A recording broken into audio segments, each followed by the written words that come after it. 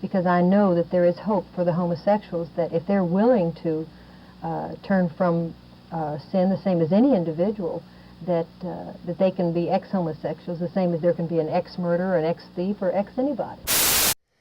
As Europe left the Dark Ages and entered the Enlightenment, approaches and worldviews shifted dramatically. Reason became more important than religion in much of the West, and this affected the way that Europeans interacted with things.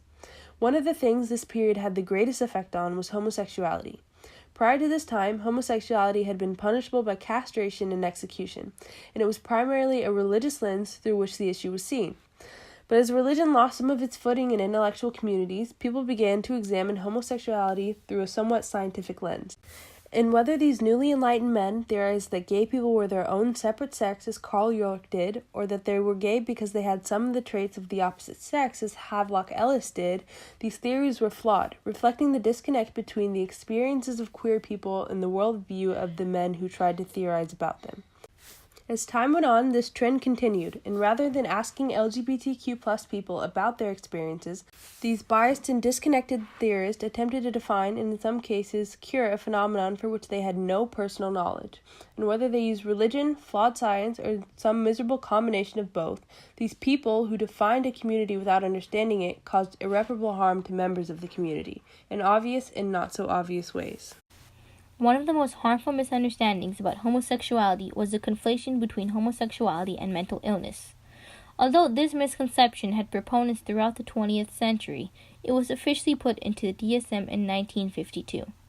The DSM, or the Diagnostic and Statistical Manual of Mental Disorders, is a book containing descriptions, symptoms, and other criteria for diagnosing mental disorders, and which is published by the American Psychiatric Association. Each edition is an important symbol of the scientific understanding at the time of publication.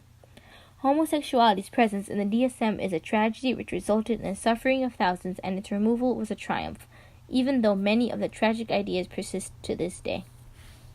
Around the turn of the 20th century, the study of homosexuality changed hands, from sexologists like Ellis to psychoanalysts like Freud, and this shift changed the nature of the theories themselves. Unlike many of the older theories which attributed homosexuality to some innate quality, Freud's ideas pointed to external factors as the cause of homosexual behavior. As his theory spread, many latched onto this idea and used it as they began to attempt to reverse it. These ideas gained traction during the Cold War, where fear of total atomic annihilation combined with repressive expectations for robotic conformity created an environment where any behavior outside of normality was deemed defective.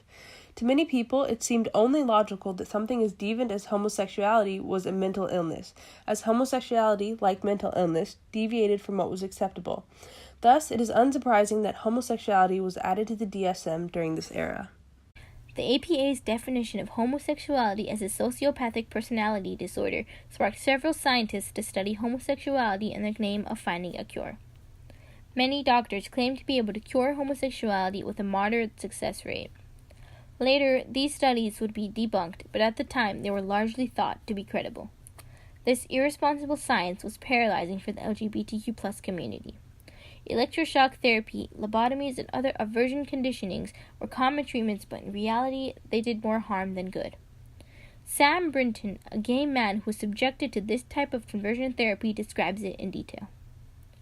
The therapist ordered me bound to a table to have ice, heat, and electricity applied to my body. I was forced to watch clips on television of gay men holding hands, hugging, and having sex. I was supposed to associate those images with the pain I was feeling to once and for all turn into a straight boy. In the end, it didn't work. I would say that it did, just to make the pain go away. These trials and tribulations united the queer community. Mutual fear of medical torture, persecution, and alienation brought them together in large cities, where they could share their personal struggles with others like them. As a result of new queer communities, groups like the Mattagene Society formed to advocate for the acceptance of LGBTQ+ people. However, even these communities fell prey to the oppressive conformity of the 50s and were heavily scrutinized. They were forced to endorse the idea that homosexuality was an illness and needed treatment. Furthermore, support from the scientific community was ignored. One of the most important studies in support of LGBTQ+ people, titled The Adjustment of the Male Overt Homosexual, discovered that there were no real mental differences between gay and straight people. But Dr. Evelyn Hooker's findings, and findings like hers, wouldn't truly be appreciated for some time. This was a difficult time for LGBTQ+ people, but change was coming. The success of the civil rights movement convinced queer people that they too could undo an entire system of subjugation and show the American Psychiatric Association that they weren't mentally ill. Frank Kameny and Barbara Giddings are considered the mother and father of the LGBTQ+ rights movement and were crucial in the fight to remove homosexuality from the DSM. They were a powerful duo while collaborating on the first public protest for gay and lesbian rights in Washington, D.C., and after Stonewall, they were at the forefront of the APA protests. In 1970, the Gay Liberation Front and Gay Activist Alliance energetically disrupted the APA convention in San Francisco. Their forcefulness called for security, but they were awarded a panel dedicated to the issue the following year. Giddings and Kameny spoke at the panel, and queer people's voices were finally being heard. Still, after the convention in 1971, homosexuality remained in the DSM. The convention in 1972 needed to be more convincing, so the panel consisted of more than just queer people telling their stories. Heterosexual psychiatrist Dr. Judd Marmer and a homosexual doctor that remained anonymous made a more scientific case to the APA. Despite this, the diagnosis remained. 1973 was the year that things began to change. Partly as a result of the protests, the Nomenclature Committee of the APA redefined a mental disorder as something that caused regular distress and impaired a patient's functionality. Homosexuality didn't meet those standards, and thus it could not be included in the next edition of the DSM. After years of hearing from homosexuals themselves and being presented with the evidence that gay and straight people were no different, the APA was finally convinced. This decision was an important first step towards LGBTQ+ people finally being accepted. The argument that queer people were sick could not truly be supported and was no longer nationally recognized. After centuries of being ignored, misunderstood, and oppressed, LGBTQ+ people had finally gotten a well-deserved victory. Despite this victory, the LGBTQ+ community still had a ways to go before they would get anything resembling societal acceptance. In a national telephone poll earlier this year, NBC News found that a narrow majority felt that homosexuality was immoral, 52%. Pardon me.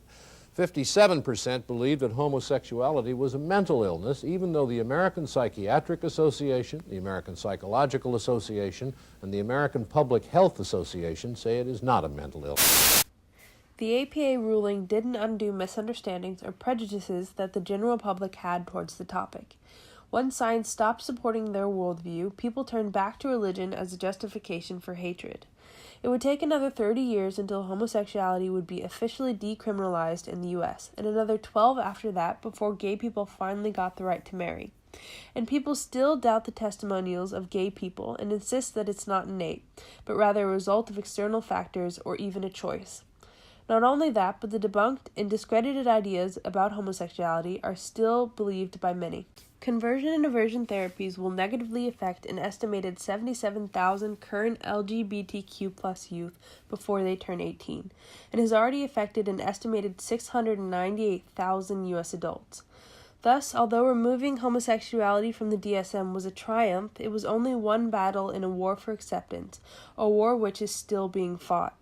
But the triumph of the APA in 1973 shows that it's a war LGBTQ+ people are more than capable of winning.